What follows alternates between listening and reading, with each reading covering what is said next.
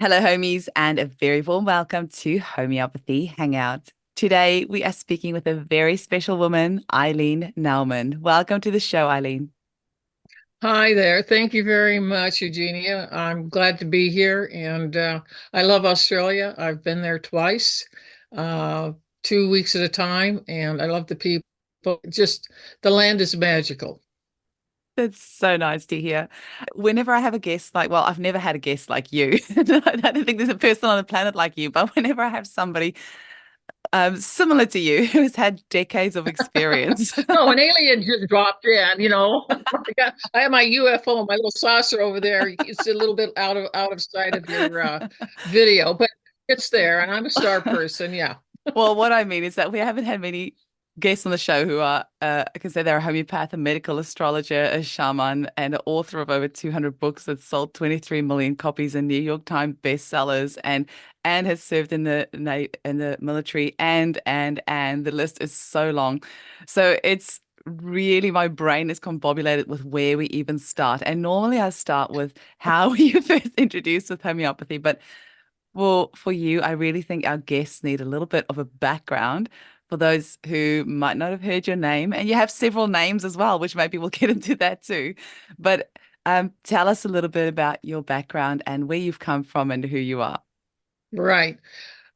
Basically, I was born into a metaphysical family, and metaphysics means you're talking about energy. You're not talking about the five major religions or anything like that. You're talking about a person who understands what can't be seen, and they know and see what it is. And so I was born in 1946. I'm 77 years old, and at 2 years old, I had to have my tonsils out, and that was in 1948. And for anybody that's as old as I am out there knows that medical surgery was done with chloroform and ether and things like that, and that was it. And I was only 2 years old, and you never took tonsils out of a 2 year old. Period. I mean, they don't even do it today, and they certainly have the means to do it.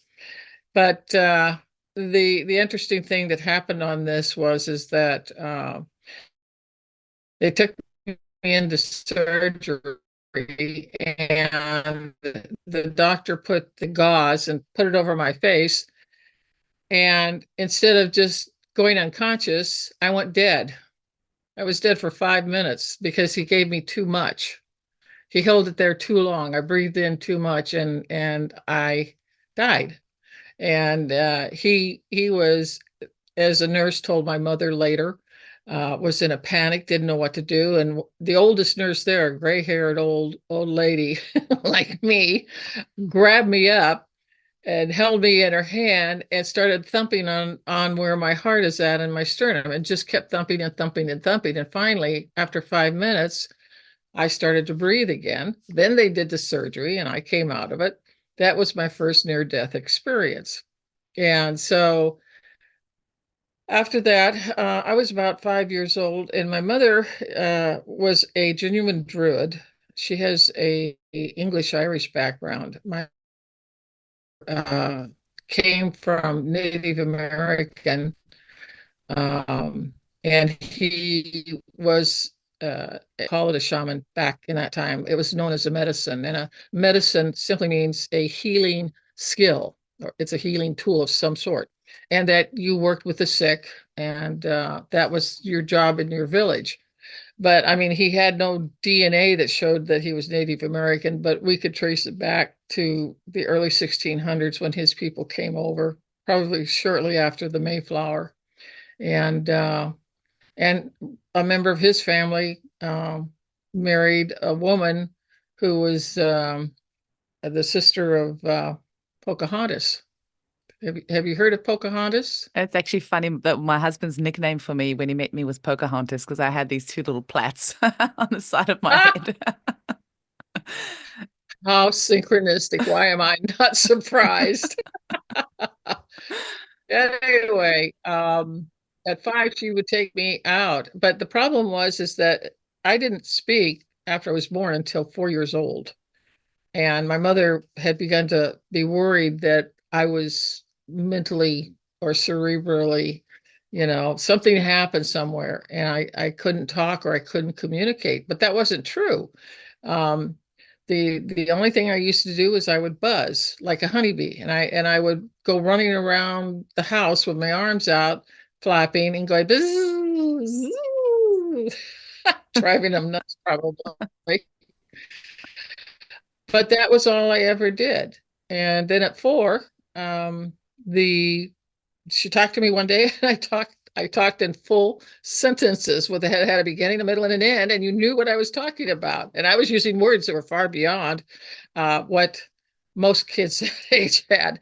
And she just stood there. I think that was about the only time I thought I saw my mother was going to faint. But I didn't start talking till 4. Einstein, I mean, nobody made a big deal out of Einstein not talking until he was 7 years old. So, you know, anyway, at 5, she started taking me out into the mountains, the Cascade Mountains of Oregon. And she taught me how to talk to stones and to talk to trees and how to treat the trees like they were people, like we were, and that everybody was equal and everybody was respected. It didn't matter if you were a flower, a rock, if you were the spirit of the stream. It was all the same. There, we call that in Lakota. It's called Mitakaway Oyosin, which means we are all related. In other words, you're my cousin, okay? The trees are my cousins, or aunts, uncles, however you want to see it. And so there was a training that started back then. Flash forward to 9 years old, I got struck by lightning at my home. There was a huge dried manure hill. Manure's, cow poop and chicken poop and any livestock poop that you can think of, horses. And it was a huge hill. It was the tallest thing on the flat of Ontario, Oregon, where we lived at that time. And I got struck by lightning. And so I came down off the hill after that, walked into the house and told my mom, and she was like terrified. And she was looking all over the place for entrance exit points and there was nothing. But the interesting thing that happened when I was walking down off the manure hill where I got hit is that there was a man's voice in my head, and he said, "You're either going to be a famous artist or a famous writer, and you must choose." Now, and it's like I am talking to you right now. It was that clear, and it had never happened to me before. And I didn't know what to do with it. So when my mom got done looking and making sure that I wasn't, electrified, uh, I told her, and she looked at me. She was a Scorpio, by the way. It's really cool. And she went to another room, to a closet, and she pulled out her Corona typewriter, and she brought it out to the kitchen table, made me sit down, pulled the typewriter out, put it in front of me. She says, "I'm going to teach you how to type." She knew at 9 years old that I was going to be a famous writer someday. And she didn't say that, but that, looking back on it and everything, and what she did is she brought out the typewriter, say, "I'm going to teach you.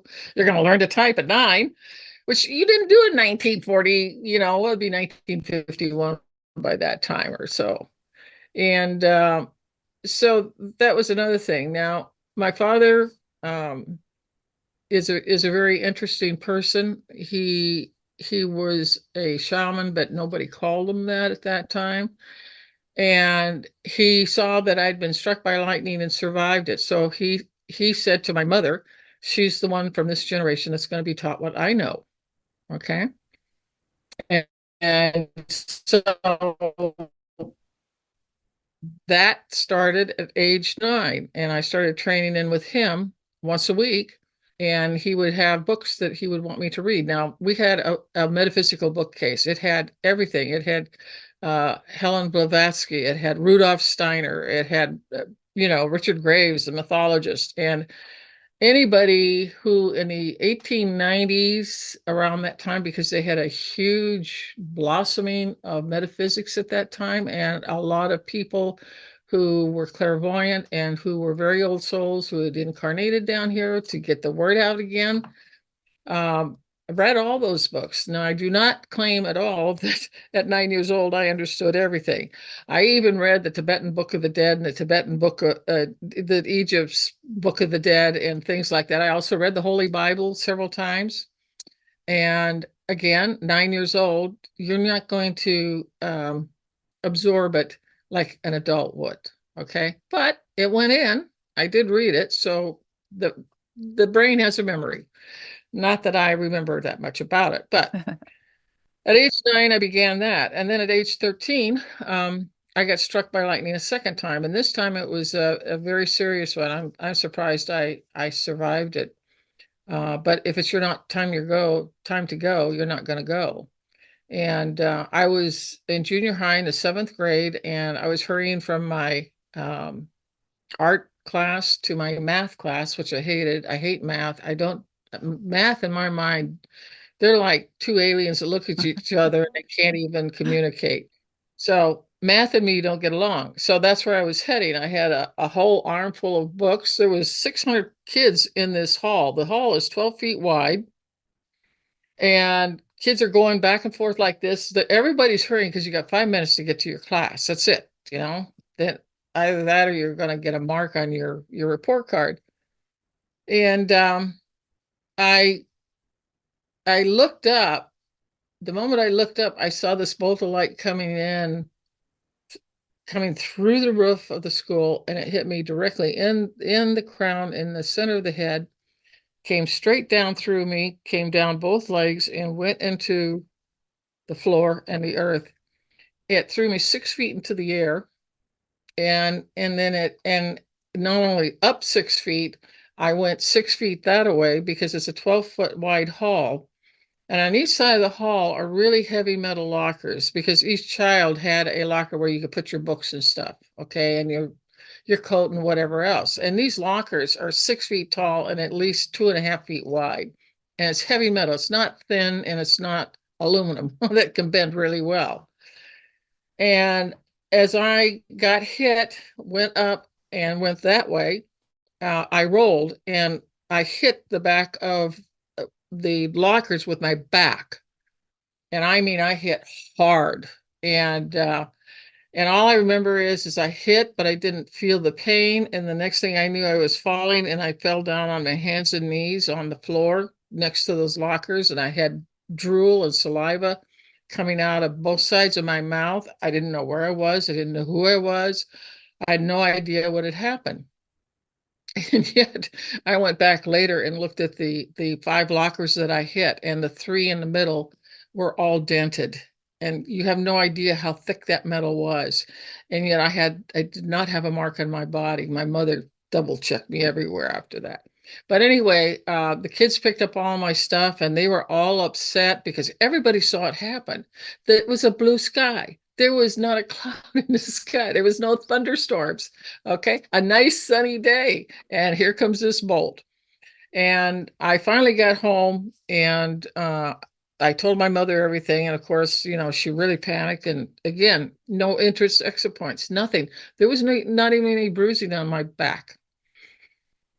She was a clairvoyant. My father was a clairvoyant. And what a clairvoyant means is that, right now you and I are looking at each other, but in reality, my reality, we're only seeing 50% of everything that we could see.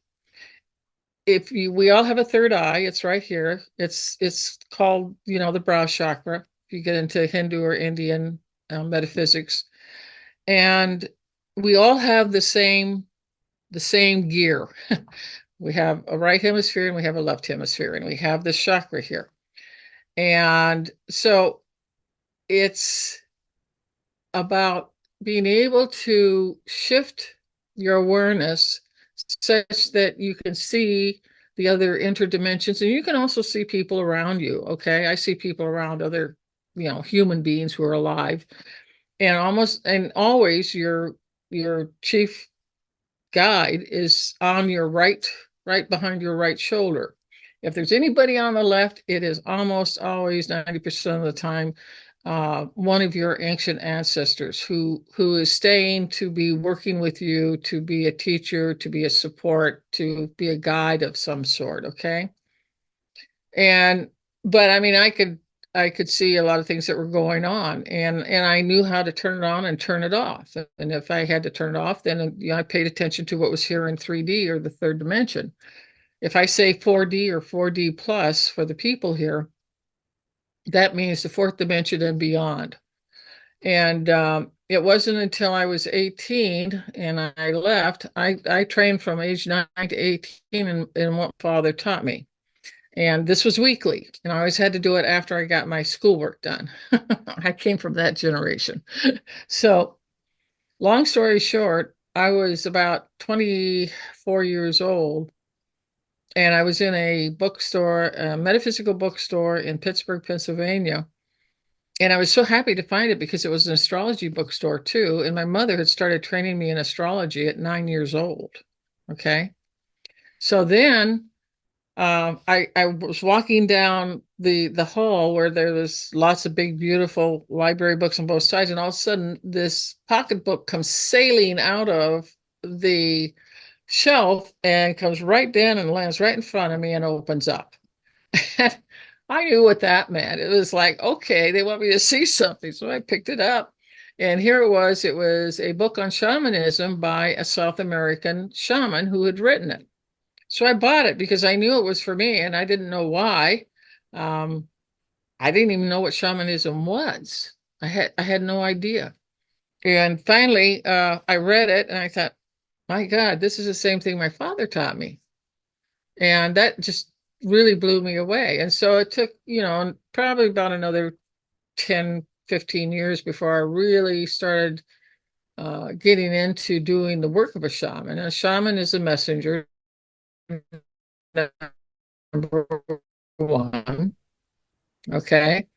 And the second thing is to bring energy pieces back to people who have, okay, and or they've lost it from a previous incarnation, and the shaman is told what to bring back, to blow it in your heart, to blow it in your head, and then do certain other ceremonial things so that the energy pieces that are coming home to the person is going to stay with them, and you teach the person how to do that, okay, because you're there in many capacities, but the biggest one is to have them work with these pieces, because everybody has pieces lost. And we're talking incarnations, we're talking different lifetimes. It could be 100 lifetimes or whatever. And every time we're in a lifetime and we go through a severe trauma or a shock, it will, you can lose a piece out of your auric field. And your aura is comprised of 9 fields of energy. Each one has a different vibrational frequency, but together it also has a common frequency, okay? All of them added together gives you a particular frequency. And they are all different colors. And like I said, they're egg-shaped, and they are under your feet and they are over your head. And you also have 7 chakras here in your physical body, and you have 2 more that are above your head. So you got a total of 9. That's Metaphysics 101 right there. And so how does this play into homeopathy? Well, in some really, really interesting ways. I started training in homeopathy in the 1970s. And I was born in 1946, so you can kind of figure the time on that. And the reason why I liked homeopathy, there was 2 reasons. First of all, as I got to understand homeopathy through the National Center of Homeopathy here in the United States, they had lots of courses and lessons and stuff, and I took them all because I felt like I was just absorbing something that was so important and so healing. I had to know more about it. I had to understand, what are they talking about? The interesting thing about homeopathy is this, and this is why I love it so much and why I've written 3 or 4 books on homeopathy over the years, is that after 12C, there is no more crude substance left in the remedy. And yet people, homeopaths, just aerially say, oh, give them a 30C, give them a 200C. No, let's bomb them with a 10M. Folks, there's nothing in them. Why does it work? Why does it work? They don't have a clue, but a metaphysician does. Okay. I understand why it works. And it's like, but you're missing half of what Hahnemann was trying to tell you. And Hahnemann, by the way, absolutely in the sixth organon said that there was things he did not know, but that it was spiritual. Yeah, it is. It's all metaphysics. Okay. That was the thing. And so that's what really got me into it, was the fact that we were working with water that had memory long before Masaru Emoto came out with his Water Has Memory in, I think it was the 1990s. Okay. I knew water was doing something then. I could not explain it, but we certainly can through quantum physics and quantum mechanics now. And here's the other part of this is that's the 50% of what you're seeing, but the other 50% is the spiritual part of us, which has the Metaphysics 101 that I just, went sailing through. And we have to have some way of understanding why homeopathy works the way it does. And yet nobody questions it. It's like they almost don't want to touch it. It's like a snake, it'll bite you, And if you don't know it and if you ignore it, then it doesn't exist, right? Well, that's not true either, because as I continued to get into homeopathy about a decade, and I found out that nobody really understood the mechanisms of it. And so, based upon the fact that I'm a metaphysician first and a homeopath second, I use my second sight, as they call it. Okay, I use this. And I would have just to kind of give you a feel for how I operated, I would have a new client come in for a first time input. And but I always made sure that that client sat right here, and I was at my desk, and there was a chair there with a nice pillow on it, and they sat down. But as they were coming in, I was looking at their eyes, and I was looking at the color of their skin. And I'll bet there ain't a homeopath alive that can tell me why I was doing that. They have no clue. But you need this clue. Okay, you all need this, because this is going to help you figure out that the remedy that you want to use, is it the right one or the wrong one? Because almost always we've got, 3 to 5 that we might give this new client, and it isn't always clear which one is the right one. So you sit there with 2 or 3 and you're going, ooh, what do I do? This is really simple. A person that comes in who is not well, their eyes have a muddy look to them. And what that means is that you cannot clearly see the color of the person's iris. You cannot see the color of it. You can only see this muddy darkness, which includes the iris and the pupil. And if you don't believe me, just go back and start looking at your clients in this way, okay? And you can know them. I mean, they can be old-time patients, but and let's say you're thinking, well, the other remedy worked for a while, but then it stopped. Now I got to go back and do it again. The next time they come in, and that's your plan, okay? You're going to look at their eyes, and if they're muddy, okay, you lock that in. The second thing you lock in is the color of their skin. And this works with Indian people, with indigenous people, with Black people, with red people, pink people, everything, okay? Their skin tone, you can tell if they are not feeling well because the skin doesn't look healthy. Now, on a white person, okay, a Caucasian, you can see almost always all of my patients who were white had what I call a sallow tone. It was kind of a yellowish or an off color. It wasn't a rosy white. Cheeks were somewhat red, okay, a little pink in the cheeks. And so their skin tone was always off too. So those are the two things, and I would sit there writing it on my intake form, because that was for me to know. And then we'd get into doing the normal intake, and eventually I would end up with I had my materia medica there, I had my repertory, I had my laptop, I had my software, everything. And in the meantime, my chief shamanic guy is just sitting there laughing and, going like this. I would have maybe three remedies that were really good, and I knew one of them would really work. And he would always ask me, he says, "Do you want to know which one to use?" I said, "No, just leave this up to me. I can do this." And so what I did is I would send the remedy. I would visualize it here with the name on it, and I would send it to the person's heart invisibly. It's a visualization. Okay. And we would keep on talking for maybe 5 to 10 minutes, and I'm watching them out of the corner of my eye.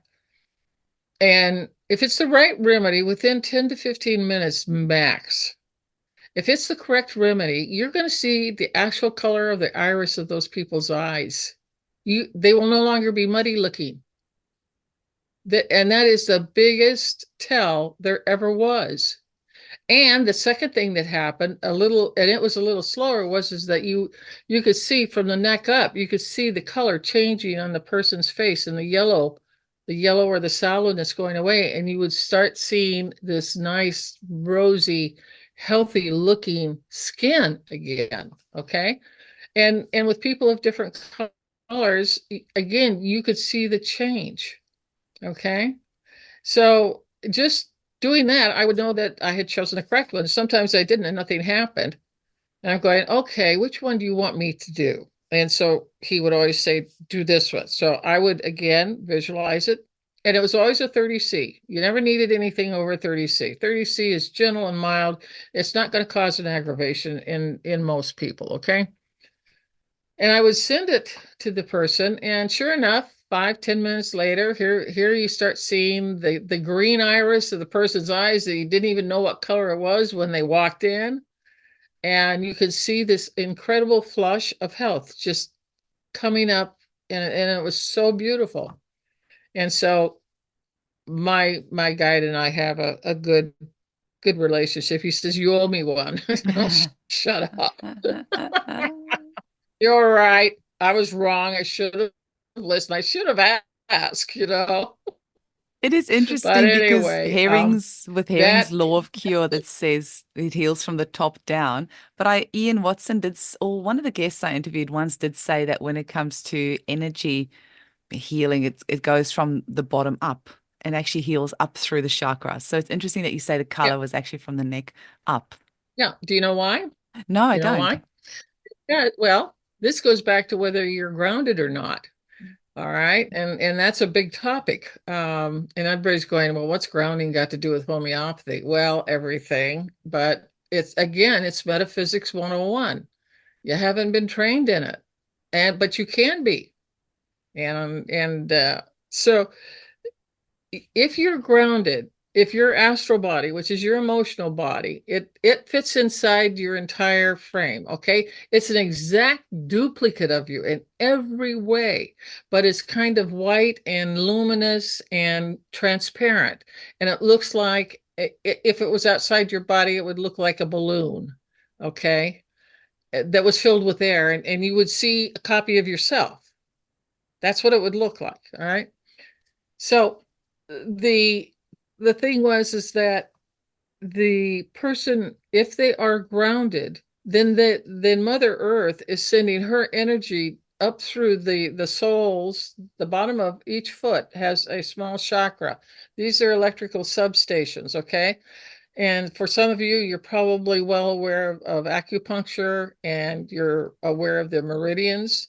These are all electromagnetic meridians of our body, and all the nadis, NADI apostrophe S, are the small chakras. Now we have the major ones that come from the root to our solar plexus and the navel and so on and so forth, straight up and down this way. But we have a meridian that's running this way and all throughout our body, up and down. It's not running this way, it runs north to south.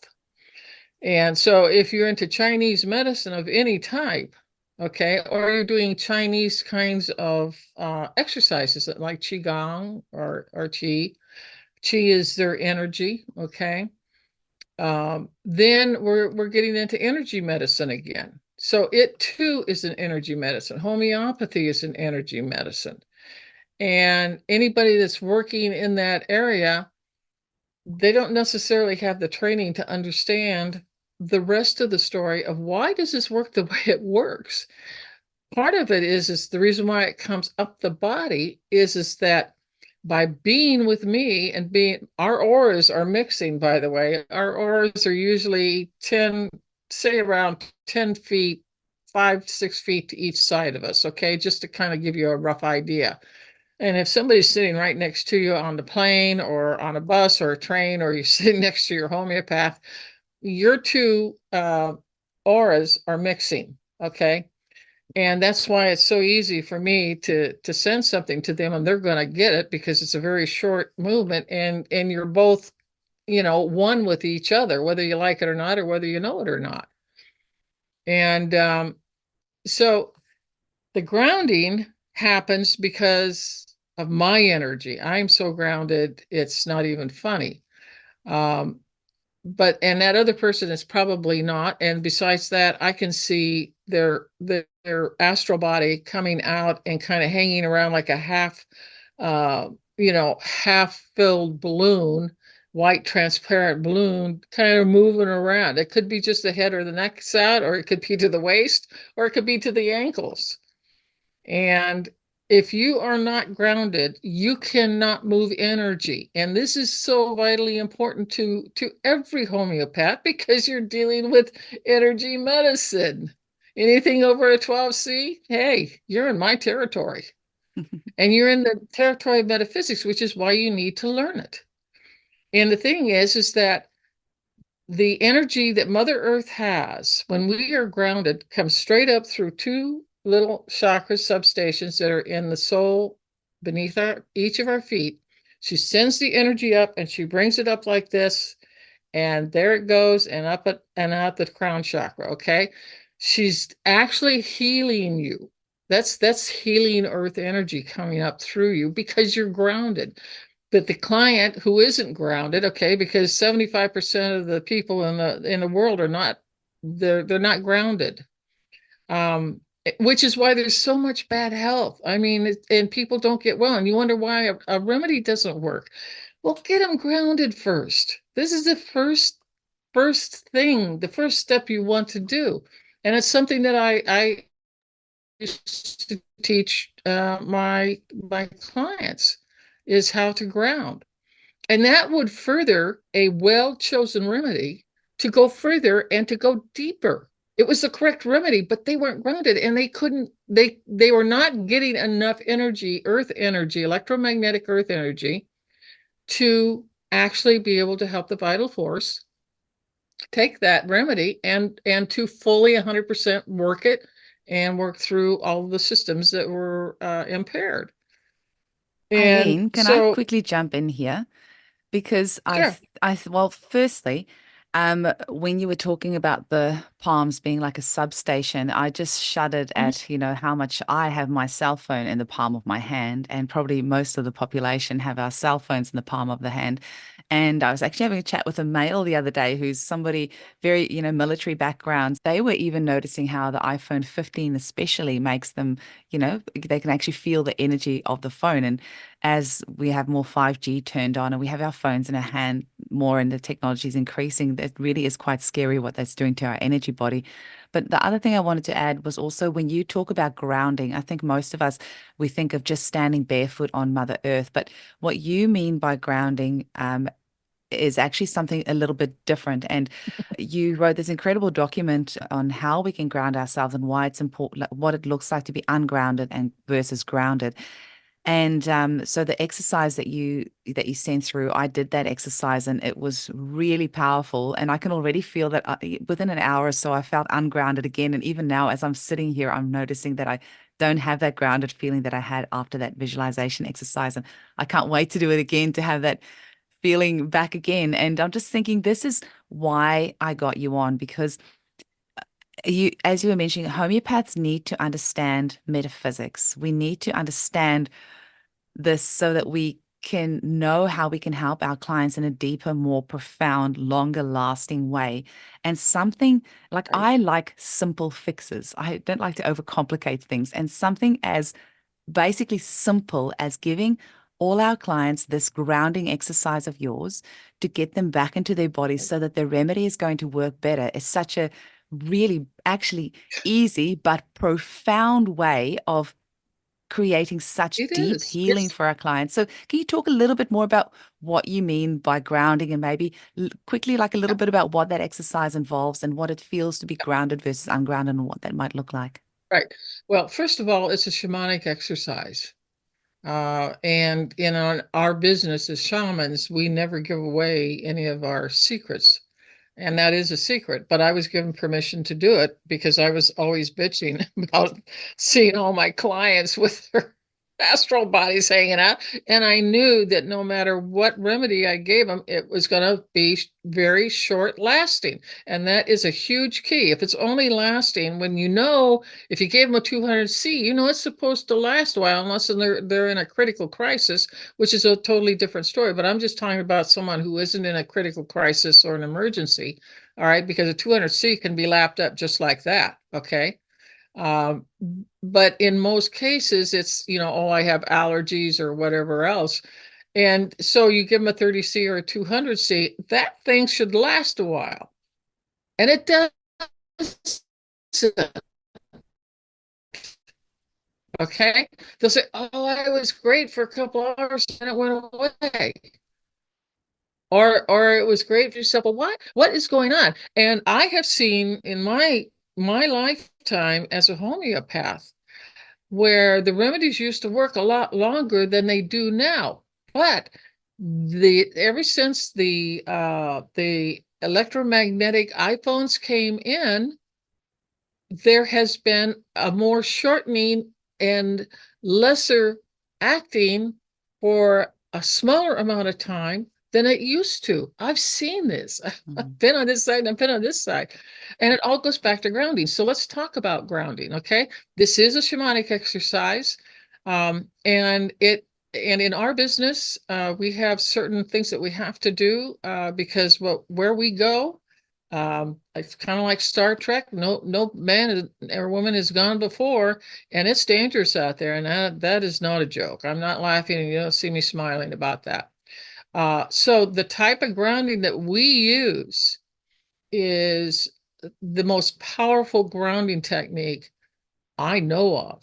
And we wouldn't be using it if it couldn't protect us totally in an energetic way when we decide to flip out of 3D and go to 4D plus, okay? Because there is an actual shift that takes place.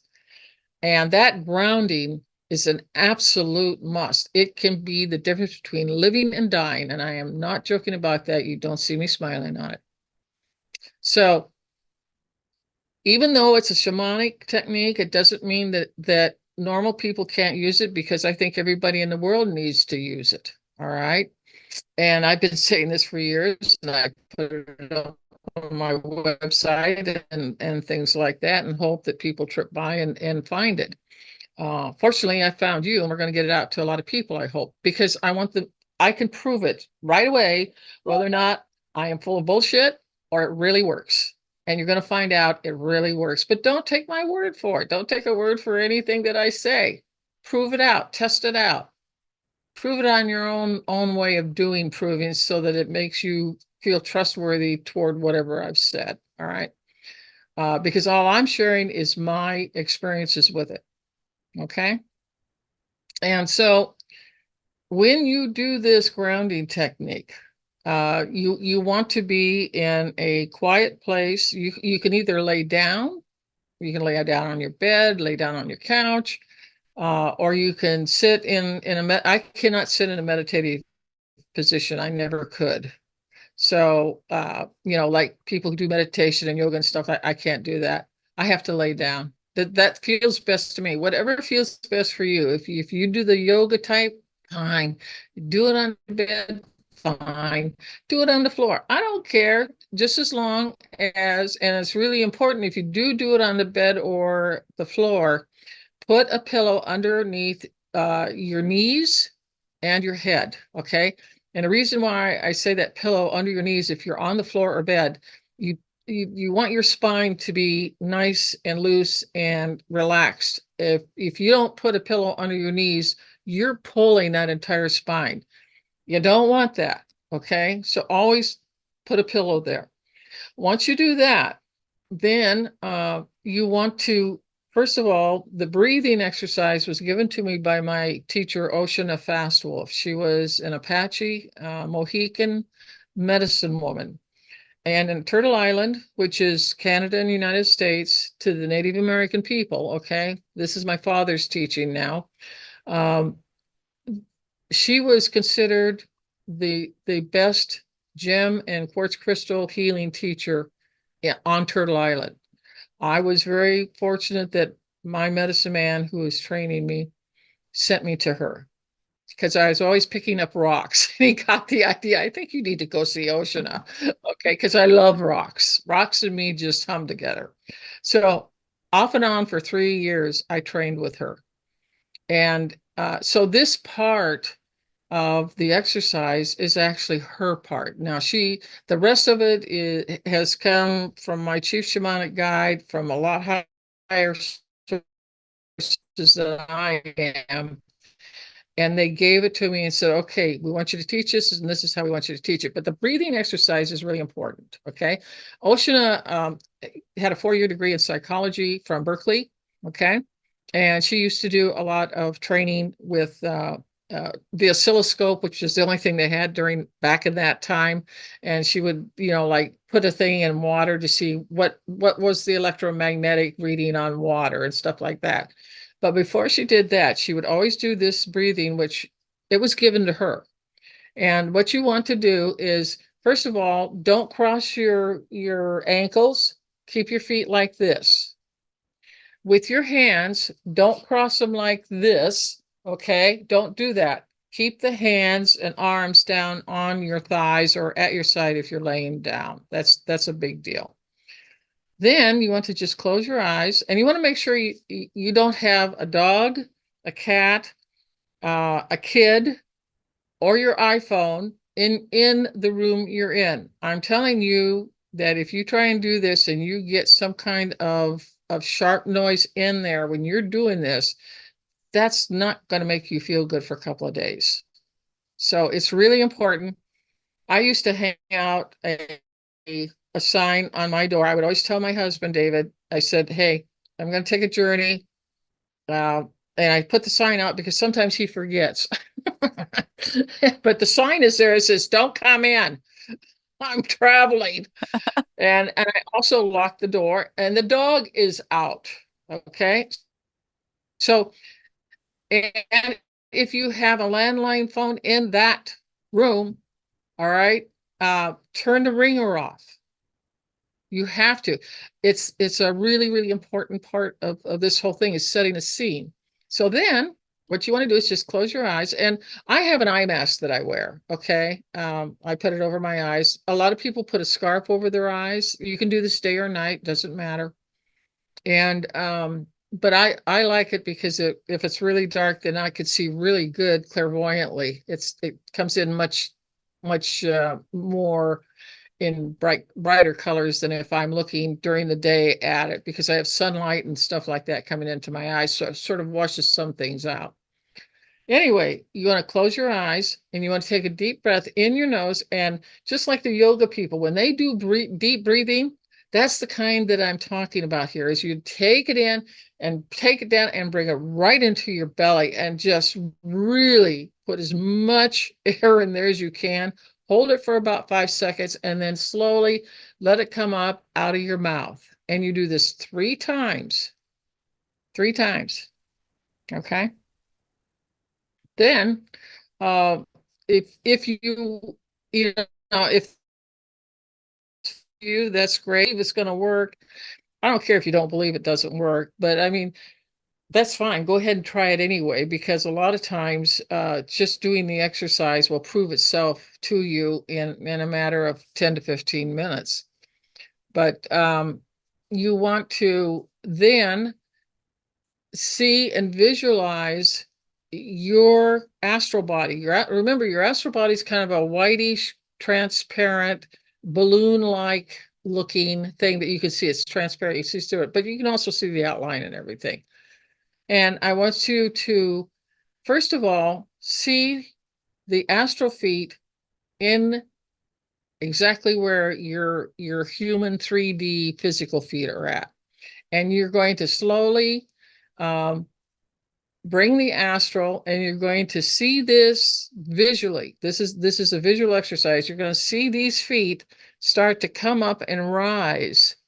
All right. And pretty soon you'll see them sticking out of your knees, and then you go up to your thighs and you'll see them sticking out of your hips. Uh, and you'll see it all the way up, and you'll see them sticking out of your neck.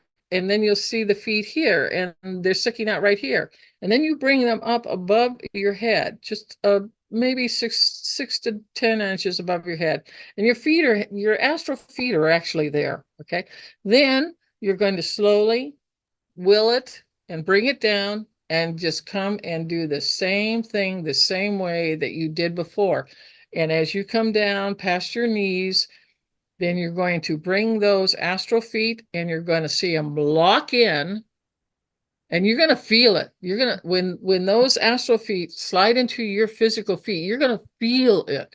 The other sensations that you get from this, all right, there's many, but always there is a sense of heaviness, usually from the knees down or from the ankles down, and the feet definitely feel like you got two clodhoppers on them. Okay, they feel more weighted. We call that locking in, and that means that you're grounded. That means that you can take 100% of Mother Earth's energy up through your soul chakras of both of your feet, and it's going to come right up through all of your major chakras and all of your little substation chakras, okay, everywhere. And then it's going to come out the top of your head and move into the ether, okay? So that's basically the grounding ceremony. Now, people, the first time they try it, do you want to share what happened to you? You Yeah. can tell some of the sensations that you had. Absolutely. And I was quickly going to ask as well with the lid as well. Were you going to mention about whether you put the lid on or not? You can see your lid is open, okay? You can shut it, but it's going to open and shut all the time on its own. So that's not really an important part of it, okay? But yeah, you can see it closed shut, but don't be surprised if you're still and you're doing 3 deep breaths, all right, in and out, and then you open your eyes and then you're done with the grounding, okay? We're kind of hop skipping and jumping over Mm, this. mm. My handout is far more clear and far more better than what I'm saying here, but this gives you an idea of what it's like. But I know you just started it, and you want to share what happened to you. You're Yeah. still alive, by the way, Yeah, right? absolutely. It felt really beautiful, and I definitely had that heaviness sensation, and it felt like cozy and comfortable, like a warm hug around my legs, and it felt like home. And Mhm. and then on my left foot, under the sole of my foot, a little bit more towards the heel, I had this very sharp, like a pin prick. And it was kind of like every second. And initially it caught me off guard. It was actually quite painful. And every second Yeah, it would just prick, prick, prick. And I kind of lost count, but it felt like it was somewhere between 20 to 30 pricks.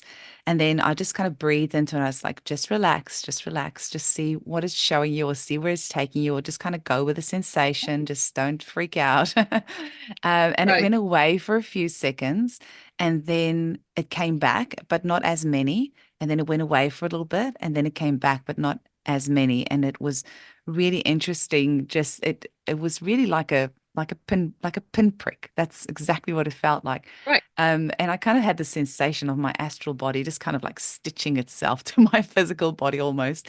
And then on the left side of my scalp, because I did kind of put the lid back on it initially, it felt like somebody was standing on this side and pulling, like Mhm. from this side, pulling the hair from the left towards that side. And yeah, just really interesting Right. sensation. I felt really grounded, really heavy. I didn't actually want to come out of it because it felt so comfortable just sitting there. So I sat there for quite a while. And luckily, the kids and the dogs and husband and everyone left me alone Good. for a while. So I just sat there and I felt like I could have sat there all day in this comfort. It felt so Yeah. nice and heavy and cozy. And I got up and you did say in that document that you might have to repeat the exercise sometimes every 5 minutes or 10 minutes, like 20 or 30 times a day for the first few weeks or month as you're kind of training this astral body to stay inside like a little toddler that you Right. have to, teach like toilet train or whatever. Like, this is how you do it. This is how you do it. Or a new puppy. Like, this is where you go. This is where you go. And I did from maybe about a half an hour. I want to say an hour, but I feel like it was actually much shorter than that. I did feel that sensation wasn't there anymore, and I couldn't wait to go and do it It was again. lifting out and coming up out of your crown again. Yeah, Absolutely, right. yeah, yeah. Yeah. Okay, so let me talk to you about the pricking because I get a lot of people who have a lot of different sensations and some of them are pretty scary sometimes, okay? I mean, I definitely it can unsettle you, but I mean that's not normal. Mostly what people get is a sensation of heaviness, and that surprises them and that scares some people, and I don't blame them because it can feel like you got a lead armor from your knees down when your astral body locks back into your physical feet where it belongs. Okay, now in your case the pricking was is that there was a channel of energy. If you go and you look at the Chinese meridians, but you look at them on your feet, chances are you're going to see where that pricking, which was Mother Earth doing it, by the way. She was trying to clear a channel that was blocked. Does that make sense to you? Interesting. Yeah. And you did mention about Well, the left I side mean, what do being you do to clear a channel? You dig at it, you keep poking and clearing it out. Okay, that's what was happening with that one. Now, what was the other the sensation? say on the You had scalp, another just on the left, sensation besides. just the left All right. side. Yeah, it was Okay. pulling. Thank you. Okay, so here's Metaphysics 101. I want everybody to visualize an entire human body from head down to feet. And I want you to draw a midline right down from the top of your head, right down the center of your body to your feet. Okay? They call that the midline, is anatomically speaking. Now, this is Native American training and teaching, okay? That I'm going to share with you that's from my father. The entire left side of our body, it doesn't matter whether you're man, woman, transgender, whatever, whoever you are, it's all the same. It never changes. The left side of your body is where you pull in all the energy for your entire aura and it feeds through the chakras. So this is the side that pulls things in for us. Okay. Um, the right side of our body, midline, is the masculine energy of us. And this is the energy we put out into our 3D existence to create and manifest what we need in this lifetime. Now, this is a really, really important concept, okay? But I want to get back to you where you felt like it was like this.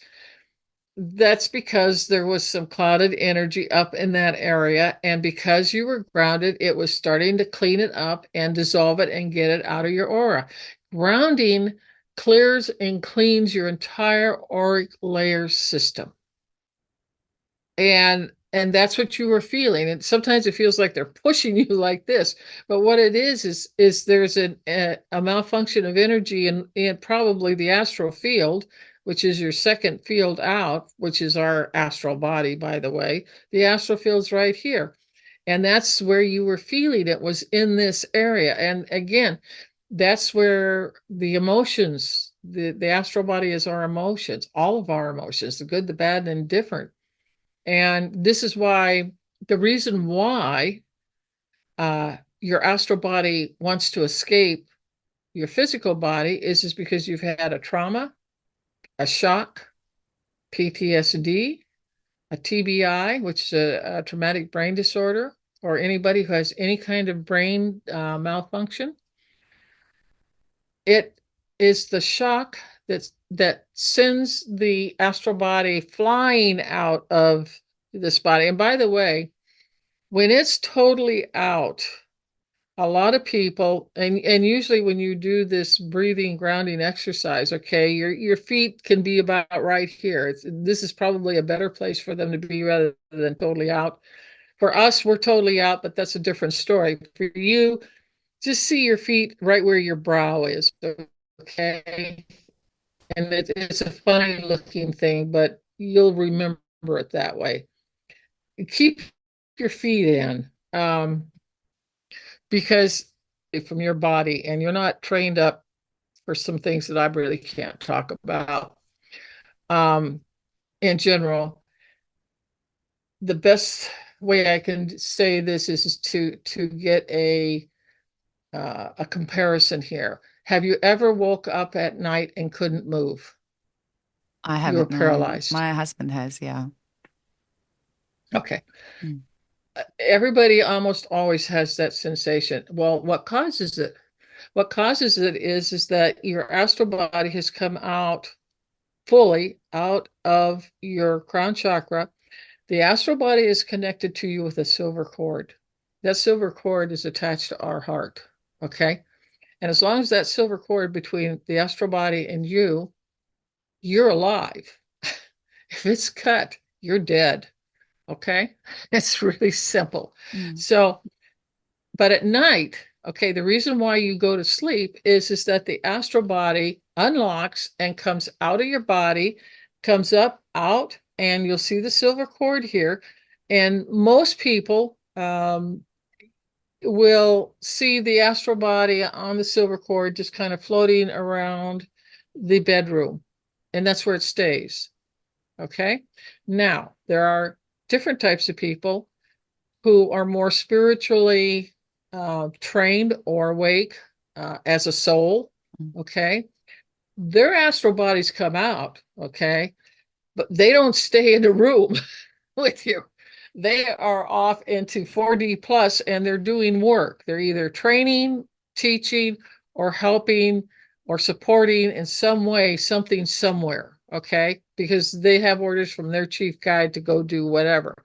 And you could be doing this at night, but you'll wake up in the morning and tell your spouse, I dreamed like I was flying last night. Yeah, that's the astral body. That's what it feels like. Okay. But they didn't know that. So they thought it was a dream, but it's not. They actually woke up in a lucid dream and caught their astral body out doing something. Okay. They were flying someplace, or they could have gone somewhere. The way you know that it's an astral dream is that all six senses are online. You can smell, you can hear, you can taste, everything. That is astral. Now, the other thing is when the astral body comes out at night, you can't move if the astral body isn't in your body. You can't move. And people call that being paralyzed, and it scares the living daylights out of them, which, yeah, it can. But that's what it is. There's nothing wrong with you. It's just that you woke up and your astral was out when, it should have been coming back in. It happens.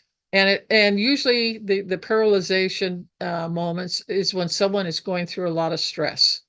When there's a lot of stress involved, that they'll come and tell you, I woke up and I couldn't move. I couldn't move my hand. I couldn't move my foot. I couldn't speak. I couldn't do anything. I wanted to scream, but I couldn't do it because your astral body was out of your physical body. Now that you know that, and if it's ever happened to you, you know what to do to get it back in. Go through the grounding exercise. Pull that astral back into your body, and you'll be fine. It's not going to hurt you. It just scares the living daylights out of you is all. Okay. That is some of the things that can happen with astral bodies at night. And there is groups like myself who are out doing battles, wars, whatever you want to call it. Um, we'll leave it at that. But there's others who are at a disaster area or at an earthquake area, and they're picking up the astral body of the person who has died, and they're taking the spirit and the astral body to the other side. And there's a whole process that goes on there to help them revive and get through the trauma. Hmm. So grounding, why should we ground? This is the thing. Why should we ground? You want to ground because first of all, you want a healthy immune system. When your astral body is out floating around every day, your immune system is not 100%. And that means you're going to get more colds, more flu, or it's going to hang on longer than it should, or it's going to come back again and again and again when it shouldn't either. Those are all signs of an immune system under attack. But it's because your astral body isn't inside your physical body. Get it in and watch and see for the coming 6 months or a year that you've done the grounding exercise and you know when it stays in and you know what to do when it gets out. My mother, the Druid, who is clairvoyant, was always out of her body. And when I brought this technique to her, she was doing it 5 times a day. She says, it's always running away. It's escaping. Why won't it stay home? Well, my mother had been through a lot of trauma too. And, the astral body leaves because it doesn't want to feel the emotions that you, the human, are suppressing or repressing, and you haven't worked through these wounds. And it's just a huge hole in this stock, for lack of a better word. It's where the really hard stuff that you can't reach. And the astral body, because it's your emotional body, gets upset with having to feel that all the time. So it leaves you so that it doesn't feel it anymore. If it's out of your body, it doesn't feel it. And that's why it's important to get it in. You can't possibly work through these things. Now, we take a homeopathic remedy and somebody is doing this exercise and doing it religiously. It usually takes 30 days to retrain an astral body, okay?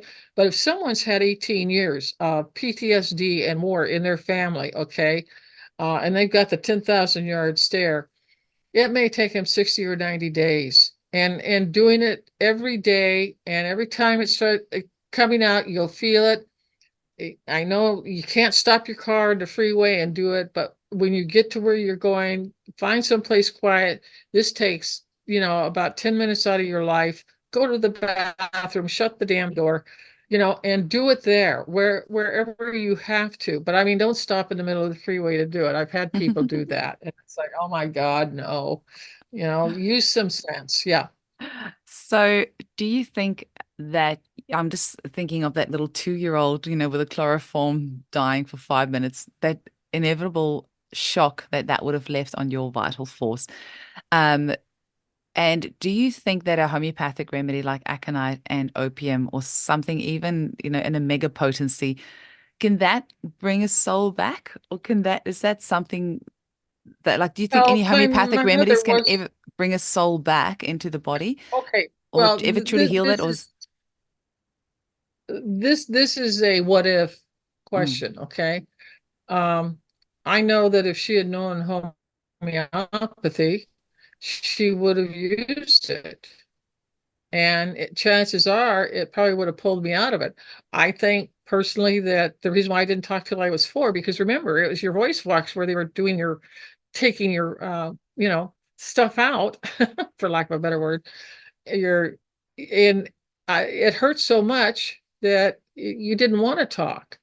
And so that's why I didn't say anything until I was 4. That's possible. Now, if she had been a homeopath, she would have known, aconitum at a high dose, like 50 m, would have helped in so many different ways. Because first of all, it's going to pull my astral body back fully into my physical body so that it can handle the trauma. See, this is the problem.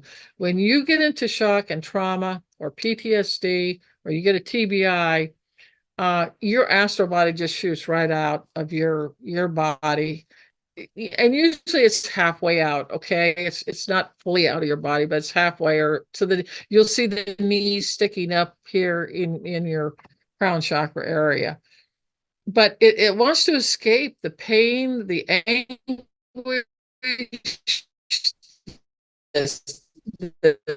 the grief. It actually retards a person's ability to get well in a reasonable amount of time. They can't do it. It drags on and on and on. And so this is why it's so important to get that astral locked in and keep that sucker in, because that is where it's supposed to go and that's where it's supposed to stay. That's the first reason why you want it. The second reason is equally important in a different way. We want you to have a healthy immune system. Okay. So that's number one. Number two, we all have dreams. We all have things that we want to do in life, and things that call us that we just so badly desire to do. And yet, how many people have you seen around you who have had these dreams and stuff, and nothing ever happens? They never get there. Or they start and then they stop. They start and then they stop. They start and they stop. And they never get there. That's because the astral body is out of the physical body. And remember this, your right side is your masculine side, which builds the skyscrapers and builds the highways and builds your dreams and builds your visions. It actually puts things in 3D. It helps you get to where you want to go. And if that isn't enough reason to try this, I don't know what else we can tell you.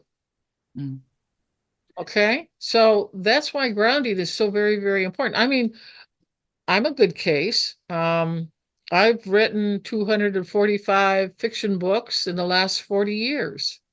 I'm sure I'm good for Ripley's Believe It or Not, but I haven't even bothered with that. But my astral is in my body. I can manifest. You can manifest. It may not be 245 books.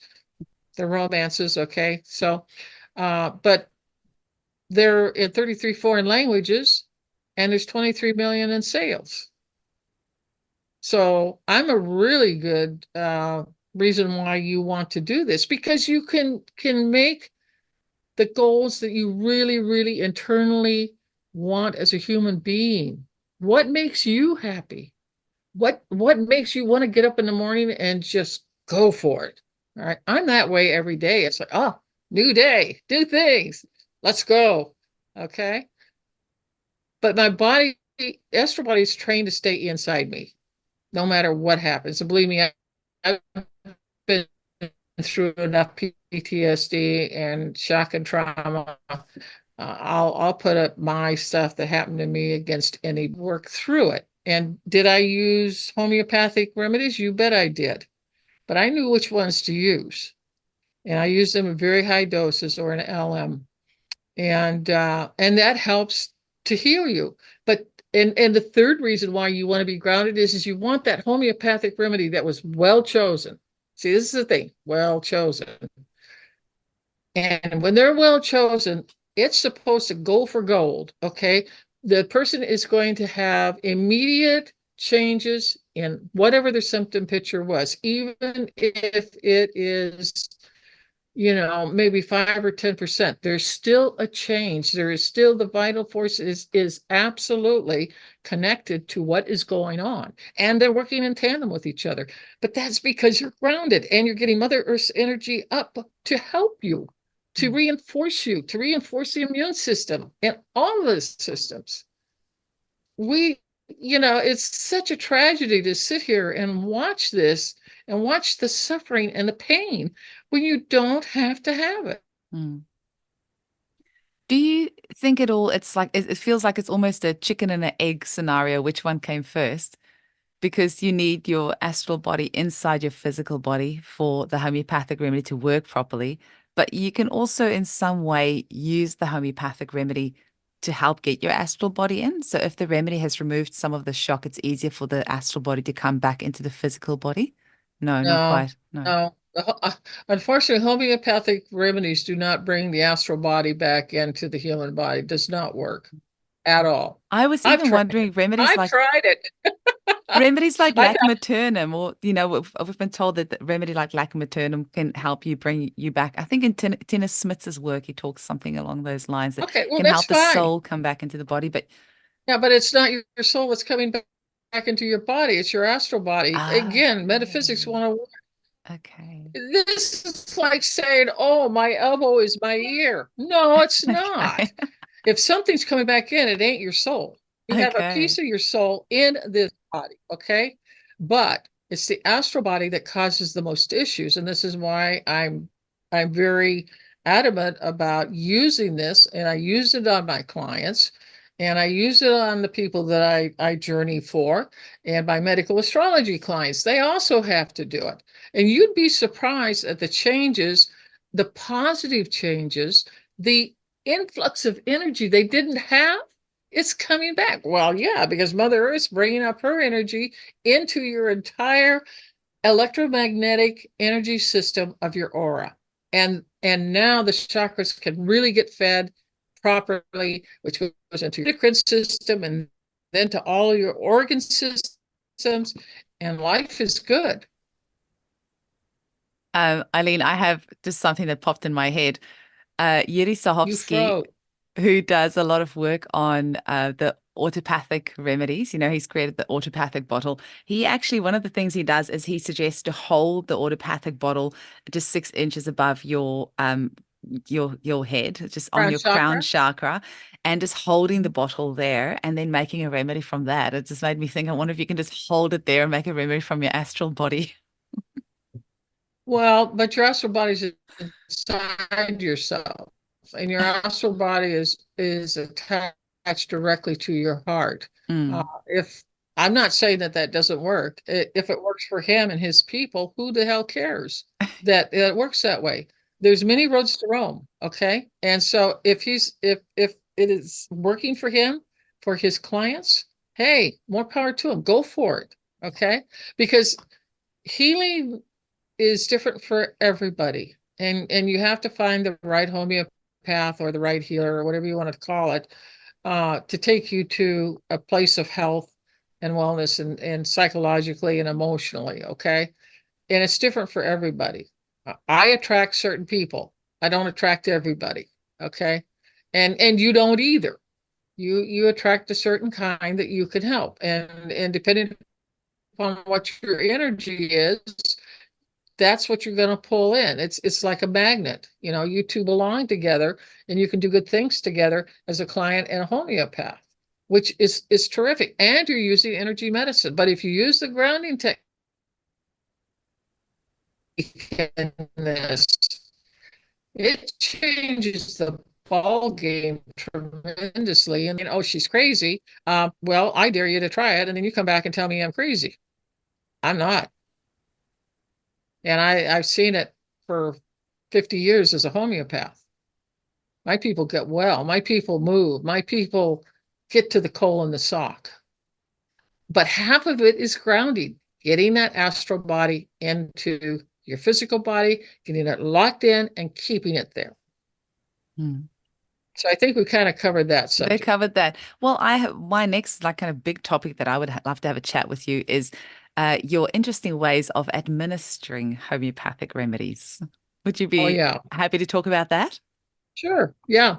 I have a lot of energy tools. That's what we call them in our business, the shamans. We have energy tools. And one of the energy tools, well, I have lots of them, but I want to do some simple ones that everybody probably knows about or knows something about, so that they can kind of, you know, make some kind of a connection with it. Let's talk about charging water. Okay. My teacher, Oceana Fastwolf, taught me that. And the way she taught it was that she would take a regular glass, maybe 4-ounce glass or an 8-ounce glass, no color to it, just regular glass, and maybe fill it about half full with water. And then she would put either a tumbled stone or a piece of rough stone or gemstone, whatever she wanted to use. She would put it into the glass. What do you got there? Yes. Okay. Yeah. Well, not quite. That's a good one. But you know what you could do with that? Okay. Anyone will have to go on Rumble to go watch Oh that no, that yeah. section. No, what you could do with that, yeah, that's a beautiful piece of quartz crystal. And all you have to do is sit and hold the glass on top, gently on top of the quartz crystal. Okay. Yeah. And you could just, basically we have she has a ceremony that she taught us after we normally we put the stone in the water, okay, and that stone's just too big, but we're going to pretend that we put a stone into that water, okay, which is what she does. And what she told us was is that you have a chakra here and a chakra here, and you're going to put your hands together like this. She says you're not going to put them like this, but you're going to hold them like this. And then you're going to cup them over the top of the glass, and you're going to be about 6 to 8 inches above it. And you're going to make four, all right, clockwise circles. And the four clockwise circles, all right, is to honor the north, south, east, and west directions of the Native Americans. Then you open up your hands like this and you break the energy, because the energy is coming from these chakras down into the water. The energy hits the water and hits the stone, and the stone reacts and puts its energy into the water because the water has memory. So when we've done this and we break it, then we just shake off the extra energy that we've accumulated. You take the stone out, and then you can take a teaspoon of the water. So it's like a homeopathic remedy. Okay. It's like a dilution. And just you can either drink it or you can take a teaspoon of it, but it's going to do something depending upon the stone that's used and its energy, to you and to all your energetic systems, including your physical body. It touches everything. And so that is charge. That's what she calls charging water. That was her thing. Now, back probably in about 1995, I was online with the Athena group. We had about 125 people from around the world on the internet. And I was a homeopath, and these were people who wanted to learn beginning homeopathy.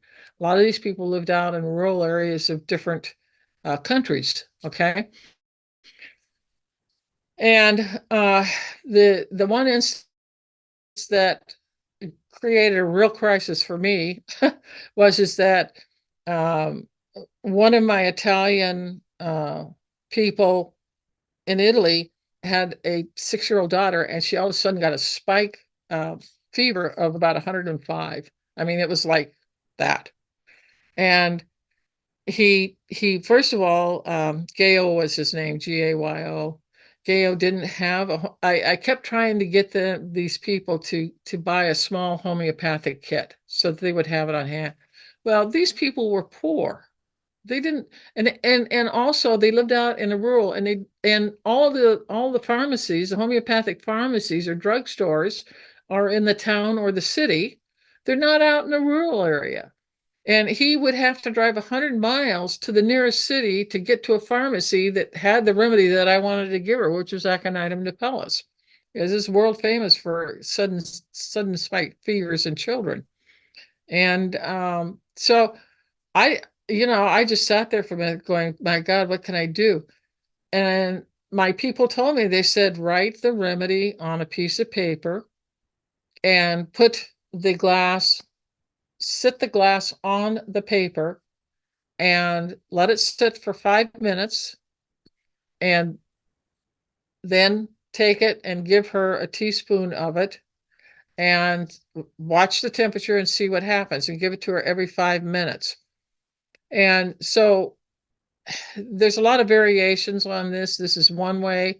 Another way is that you could use Oceana's method of doing this, okay, even though the paper remedy was down below, outside of the glass.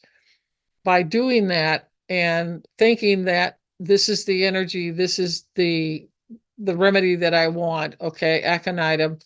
Um, I think I had 200C or a 1M. I don't remember now. It's a long time ago. But anyway, you can do that, or the Emoto method, which is water has memory, okay?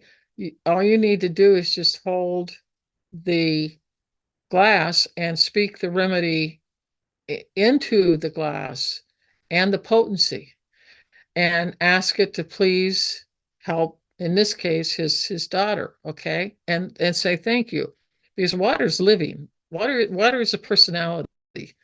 And so there was several different ways you could do it. But long story short, within 15 minutes and 3 teaspoons of the aconitum napellus, I think it was 1 m, her temperature was 104 or 105. I can't remember that either, but it was very high, and it came down 2 degrees. And so we did it 3 more times, and it came down to normal within a half hour. That thing just like that. And that was just simply using water and writing the remedy with the potency on it, and then setting the glass on the table, and then either doing this or speaking into it. Doesn't matter. It's, you are involved energetically with everything that's going on. And Gail was very well, he was in his body. He was very well grounded. So that also helped, because if you're not grounded, if you're partly out of your body, those things aren't going to work as well. They might work at 60% instead of 100%, because you're not home. You're not 100% invested emotionally in what you're doing, because half of it's out of your body. There's a reason for these things. And so you become very full of power when you have your astral body back into your physical body. You are full of power, your power. And we can do anything with it we want, because we create our own imagery in our own lives the way we want to. We pull in the people we need. We pull in whatever the issue or the problem or the challenges in our life. We do it all ourselves. But we'd be far better off if we had grounding, and it would make life a lot easier and a lot less stressful. And that's a fourth thing about the grounding is that it cuts stress in half, just because it's back in your body. And I don't know anybody in this world today that isn't so overwhelmed with stress. So that's another reason to try it. I'm so grateful you're sharing this, because, we wouldn't have had the COVID pandemic if we had grounded people on this planet. But the fact that nobody is in their body is, I think, a big That's reason. It's right. just the Yeah. scene was And set. they would have had the energy and the strength and the resilience. See, the earth energy, Mother Earth's energy, she sees us as her children. But the trees are her children too, and the flowers and the lizards and the little turtles and the fish. Everything is her children. That's how she sees us. So she wants to give us this energy, but we're so stressed out, and people are so far away from nature and from the energy that's around us, because it's been lost. It's been forgotten. And so there's a few of us around that know differently, and we're out there teaching and trying to say, hey, there's better ways when you like an easier life, less stress. That in itself, you don't have to take a remedy. You just have to get your astral back into your physical. I know it sounds weird, okay? I'm sure I probably sound like an alien from another star world that's come in to say, this is what you do, and you'll be okay. It's, if you go back into our metaphysical sciences, for as long as we have had books, okay, but I mean, the Egyptians had theirs, and they sculptured them on stone.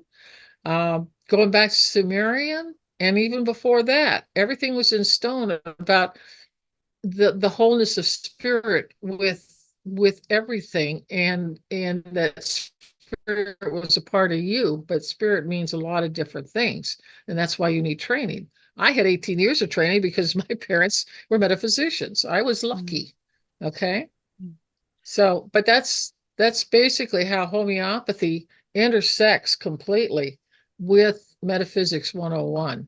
And if you know your metaphysics, that can give you such a leg up with your clients. You can understand on a deeper basis about what's going on. and your remedies will work better. Mm. You'll be more consistent. And, when your remedies don't keep working, like they don't anymore. I mean, I hear this from so many people who are homeopaths that, oh, it worked well for 2 or 3 days, but that was it. And if you keep giving it, it has that same consistency. It isn't supposed to be that way. That's not how it works. If you go back into the older texts of Kent and Clark, and some of our older homeopaths, those remedies, he only gave it once and they were in a horse and buggy and I never saw them again, okay? But they got well. So ask yourself, what is going on here? Mm. There's a lot. And if you get back in your body, that's going to take care of Mm. 100% of it. And it will help your client too. A lot less suffering and a lot less pain as a result of that. Eileen, do you mind if I loop back to the administration of the remedies? So you were saying that you gave that, we can give it in the water, but then these days you have a different way of Oh, you mean just sending it route. psychically, Yeah, energetically sending to it them? psychically. But then also, Yeah. is that something because we also have the bioresonance type machines, or the radionics machines, which I've recently started using, and it always just like kind of trips me because there's like really nothing in that machine. And also the codes that we use to make the remedies, they were actually all made using dowsing. So you just had a bunch of people that got together and they just dowsed the codes for these various remedies. And then there's Veda Austin's work, which she says you actually only need to, you can just put your thought into the water and then she crystallizes it. Same, it's based on Masaru Emoto's work that she does, but she only actually exposes the water to the substance for 30 seconds.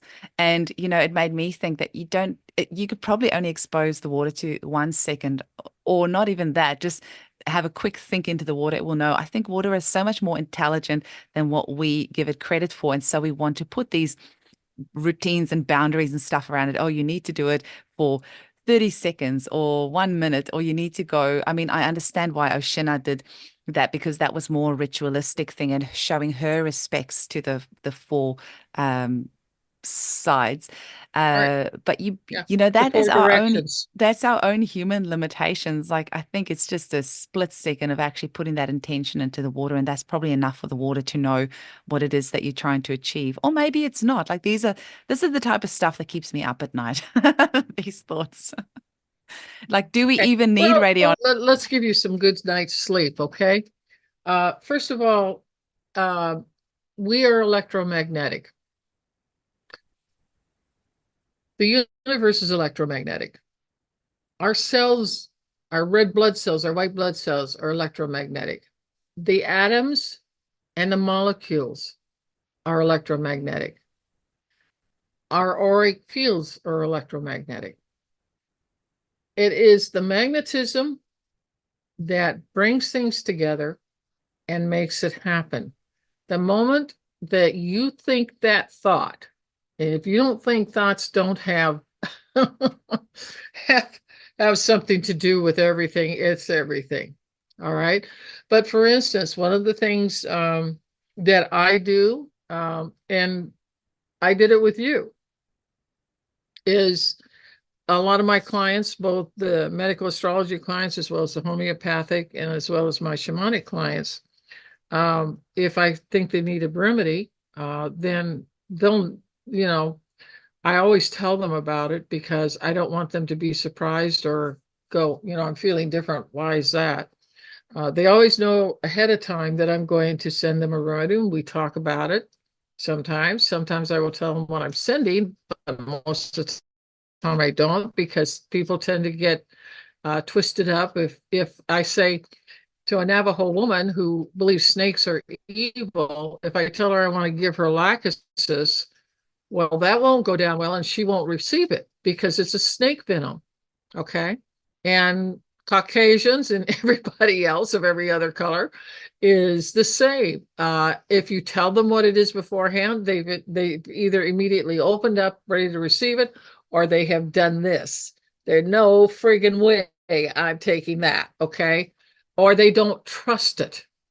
You see, or they don't trust themselves, or they don't trust the homeopath. Okay. That all bets are off. That's it. remedy ain't going to work. I don't care who you are. I don't care how much money you make. It won't work. And they can't pay you enough to make it work if it's in that kind of situation. So the first thing that metaphysicians, which is what I am, are taught is to come from the heart. Okay? It's love, it's compassion, it's treating you as an equal, it's treating you as someone who has wonderful abilities and skills, and we can't live without you because there's only one of you, and you have very special things you can do that can help all of us. So this is a real foundational thing that we're talking about. It may sound very simple, and some people may think it's really stupid or airy fairy. It's not. If you love what you're doing, and your heart is in it, okay, your thought, okay, my thought, when I send that remedy to that person halfway around the world, I'm visualizing it and I'm sending it to their heart. It goes directly to their heart, and it works.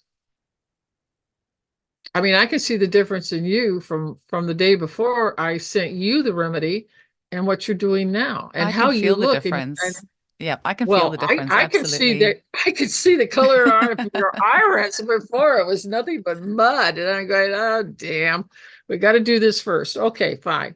So we'll do that. But I gave you a remedy, and I told you beforehand it was a 200C, and I told you that I wasn't going to tell you what it was because I didn't want your little head getting in there messing around with the energy. It's energy, okay? This is why a lot of homeopaths don't tell people, but they have to explain it in a way that it makes it okay. And a good homeopath has built a bridge of trust between themselves and their client or their patient. There is a great love from the homeopath to that person. They want them to get well. And I've met many, many, many who are like that. And I met a lot who aren't. Okay. It's a mental game, it's a mind game. There's no heart in it. I'm a heart homeopath. They both start with an H. Do we have a clue? Do we have a clue? And homeopathy starts with an H. I mean, hello. Let's just clear the decks and let's just get down to basics. Okay. So you felt different, and I told you I was going to do it because I didn't want to scare you. But everybody can do this. You don't have to be special to do this. You can do this and not be a homeopath. Okay. Um, we all have the same equipment. We all have a heart. And if we have compassion and love, that is the most important and most powerful thing we have going for us. And when we love what we're doing and we send it to somebody else, good things happen with or without a remedy. But a remedy sure can speed things up and really kick things into gear and get that vital force, totally locked in to what's going on instead of halfway because you're out of your body. Mm. And that's the biggest thing that ought to come out of this video is get your body, astral body, back into your physical. Please do the grounding. And I know that you're going to put it on your website, right? So people can come and get it for free. Absolutely. I was just thinking, and Eileen is setting up her own YouTube channel, so this content will be available free of charge on her YouTube channel as well. So, Right. but for the moment, just because we were trying to find a place to put this great resource, it'll be at eugeniekruger.com/Eileen, and we're going to create an Eileen corner there with all her freebies that she's going to share with you. But do check out her YouTube channel as well, which is where she's going to be sharing a lot of this free content with you as well. And I actually think that's such a beautiful place for us to kind of finish up with this message of get your astral body back into your physical body, and you're going to get your energy back. You're going to be able to manifest things easier, and you're going to be able to create greater change for yourself and the people around you. You're going to be able to be healthier, receive your homeopathic remedies better. There's really Less endless, stressful. less stressful, all of the above. Yeah, it is. It Yeah. is. But don't believe a word I say. Go out and try it. Mm. Prove, And prove me wrong. I dare you. where would be the best places for people to get hold of your 200 odd books? I know you've got books on medical astrology. I mean, you've written the book on medical astrology. There are the homeopathic books, I and have. you've created your own subgenre of romance called military romance because you were in the military yourself as well. And so there's so many, Yep. and your book, Walking the Land, there's the soul retrieval book that you wrote as well, which there was one of your books that I couldn't get in a hard copy over here. I had to only get in an ebook, but most of the others I could get in hard copy in Australia as well. So, which was really great that Good. you get it Good. posted over here. That's great. Yeah. Yeah. Yeah. Um, if they like reading romance, which is about love, and that's where I'm at. I'm about the heart, and I'm about love and compassion. So writing romances is about love at its finest. Mm. And yes, there may be some sex in it, but we have many different stripes and layers of love other than sex, and that's also in there. Okay. I want to just get clear on that. But they can go to my lindsaymckenna.com, and that's LINDSAY, and then McKenna is McKenna.com. And you'll see all of my books.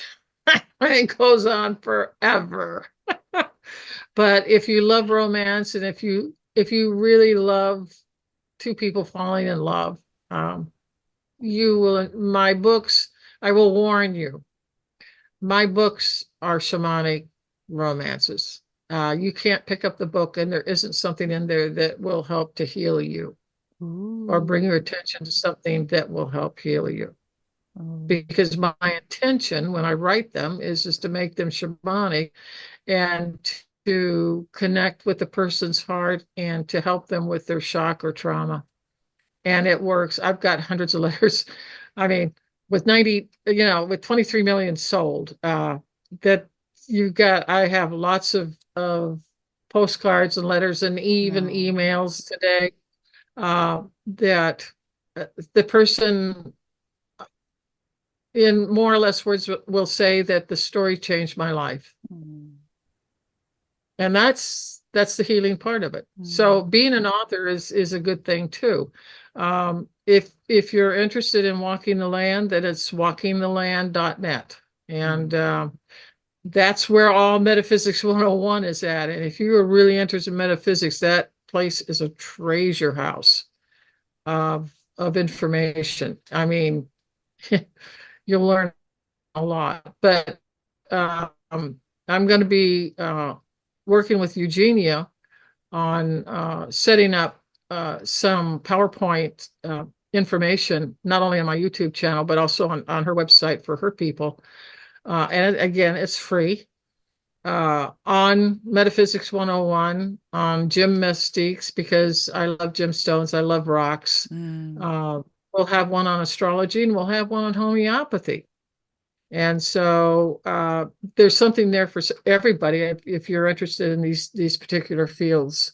And but that's going to take all the rest of this year to actually, manifest, but we are going to manifest it because I am tired of seeing so many people suffer when they do Yeah. not need. Yeah. And And and this is I the would like, time. I think you're saying astrologically as well. This is the time to do it. And we are seeing homeopathic colleges are having record number of new subscribers. And there is really a homeopathic revolution. It's the perfect time at the moment. So many yeah, people are waking up, are asking questions, and your gifts yeah. that you're giving the world is just coming at the most perfect time. They're desperate. They are so desperate for help. Mm. It's just at a phenomenal level. I have never seen it. That's why I'm getting out here. I mean, I've stayed low. Why do you think I have a pseudonym? I wanted a pseudonym because I wanted to have a life where I could make a difference with Mm. pain and suffering in people, which was my homeopathy and also the shamanism and the medical astrology. So, that's why I don't give one penance to being famous. That's not going to buy anything. And that's not why I'm here. And this is not why I'm doing it. If I was after money, I would charge for it, but I'm not. It's free to everybody. You could pass it on to everybody you want, who you think will use it, and you'll help them. It's like the domino effect. And that's what I want you to do. And that's why it's going to be on Eugenia's website. And as soon as I get my channels up, we're working on it right now, they'll be available, and I will give her the URL. And if you want to come over and visit, that's fine. Some of them I'm going to send over to hers, because especially the Metaphysics 101, you're going to love those. And it's going to help all of you, if you're homeopaths, be better at what you do, and to understand the power that you have and how you can help them. Every client I can the grounding technique to say, do this. And when I see you in 30 days, let's see where you're at. And that's going to help. Eileen, you are a very special soul, and I just thank my guides for bringing us together. I've been asking for you to come into my life for a long time, and it's this the most incredible, soul-filling experience to get to spend time with you and learn from you. Thank you so, so much for your time today, and I'm looking forward to our next sessions and for our audience around the world to come on this journey with us and learn with us and expand their minds and share it with others and create an unstoppable revolution of people being empowered and being in their bodies. Right. And with love, and treating themselves with love and care, and that they also deserve that too. And that is another thing that stress can't hit you with. So it's empowering yourself to be all that you can be. And it's a revolution. It really is. Sending you so much love. Well, thank you for having me. I really appreciate it. And I hope people got something out of it that they can use. Absolutely. Fingers crossed. All the best.